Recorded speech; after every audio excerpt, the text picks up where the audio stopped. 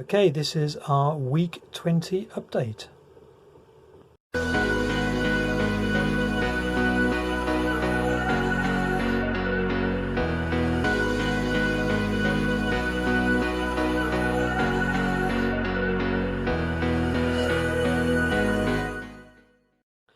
Yep, 20 weeks in, and things are starting to look a little bit better. It's absolutely bloody bitter outside, so hence I'm in the van. And as you can see here, we've got the heating on and 22 degrees in here, so it's nice and toasty.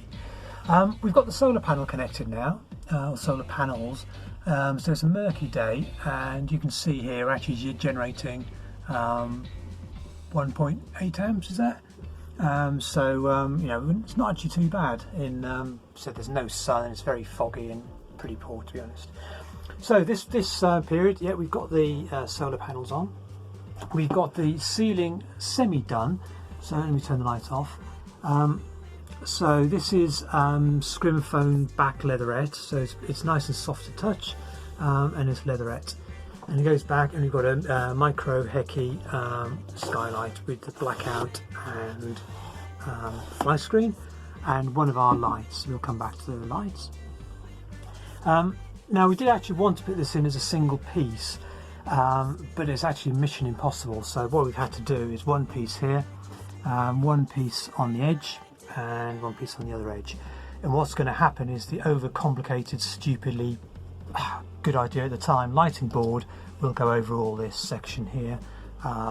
We're just trying to get the levels right so we can actually work out how to do it, because I still don't really have a clue. The other thing we've done is we've insulated and lined the back where the cupboards are going to go. I've done that here and in the kitchen, and this is obviously just the base of the cupboards for when that goes in. We've completed the wardrobe. Well, I'll say complete, there's minor stuff to do.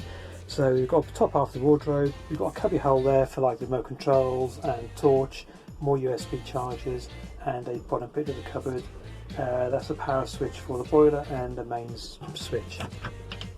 So inside, the only thing we need to do in here is tie up the wires and box in the cables. So you've got an automatic light that comes on when we open the door. It's all soft close hinges, and we're using the same catches, which they lock close, and there's a spring in to stop them vibrating when you drive, and you just press the button to open it up. So that's the wardrobe.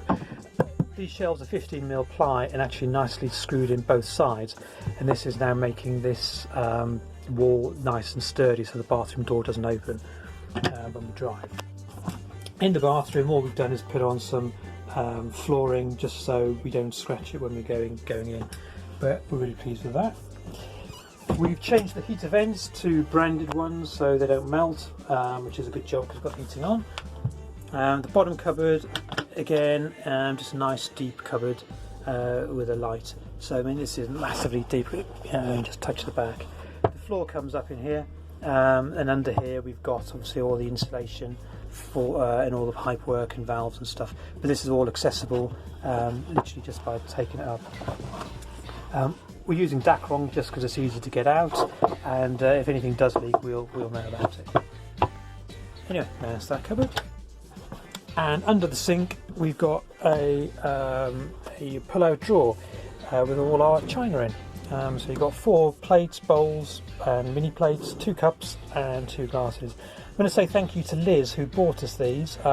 They are the owners of our last van conversion. They bought it off us, and they gave us this as a present. So thank you very much, Liz, for the china, and that's all going to get used really nicely. So thank you very much. Oh, and underneath here, room for saucepans and the like. We've got the roof rack on, so this is made out of aluminium 4040, screwed on to Thule 3031 brackets, so they're on and sort of onto the mounting points. The rear of the roof rack on the photo looks like it overhangs, but you can see here it doesn't. But we need it at this level because we're going to mount some cameras on the back. But yeah, quite discreet. And on there at the minute we've got 2 150 watt solar panels, so 300 watts in total. The awning will be on there, and we're waiting for a bit of aluminium to come to that.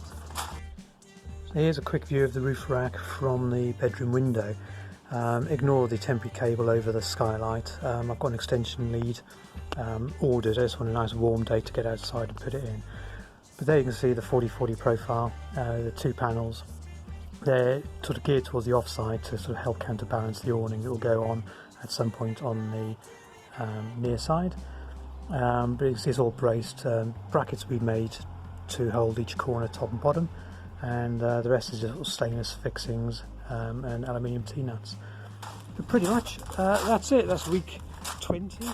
Hopefully it's usable probably in 2 or 3 days when you finish the ceiling, and hopefully be finished by Christmas. Still lots to do, and we'll show you the roof rack in the next video. Cheers guys, bye.